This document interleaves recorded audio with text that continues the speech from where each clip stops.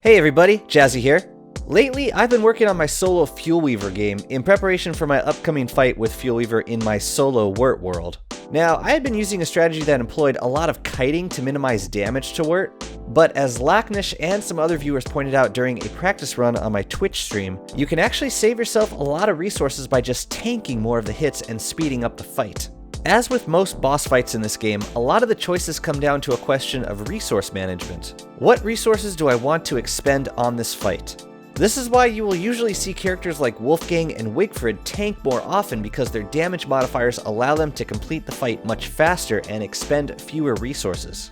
Now for me, soloing Fuelweaver necessitates the use of two very expensive items. The Lazy Explorer for escaping the snare, and the Weather Pane for keeping the Woven Shadows from healing.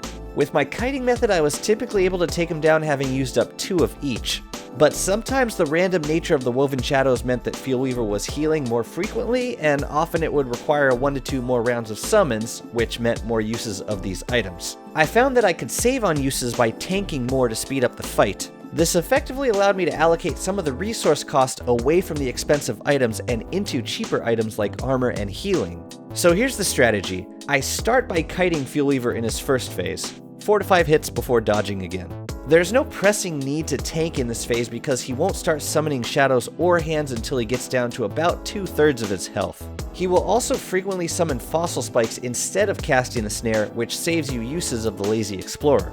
When he gets to his second phase, he will first throw up a shield, then a moment later he will summon the Woven Shadows. Use the beginning of each shield phase to top off your sanity and healing.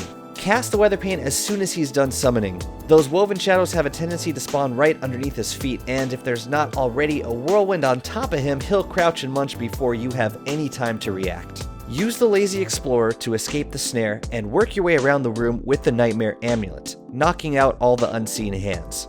Now before you knock down the last one, try to kill all of the Woven Shadows first. The reason is because the order of the next summons will be determined by which summons were cleared first. So, if you clear the Woven Shadows before the hands, Fuelweaver will always summon the shadows first on the next round, giving you a window of time in the animation to land a bunch of free hits. After both summons have been cleared, time to start tanking. Now, I like to switch between a Thulecite crown and a Bee Queen crown depending on my sanity.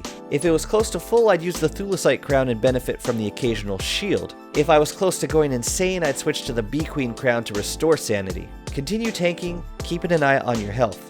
When he summons the Woven Shadows, just keep tanking. When he throws up his shield, back off, top off your health and sanity, throw a Weather Pane at him, and get ready to start clearing again. If you need to swap out items in your inventory, a good time to do so is during the tanking when you're just holding down the attack button. I find it easier to swap out at low durability before the items disappear, just to keep the inventory hotkeys consistent. And it's also beneficial to save low durability Weather Panes and Lazy Explorers and use a deconstruction staff on them later to get back some of the more expensive ingredients. Keep it up, and eventually Fuelweaver will go down. This strategy works well for practically any character, with minor variations on the choice of restoration items based on your character's diet.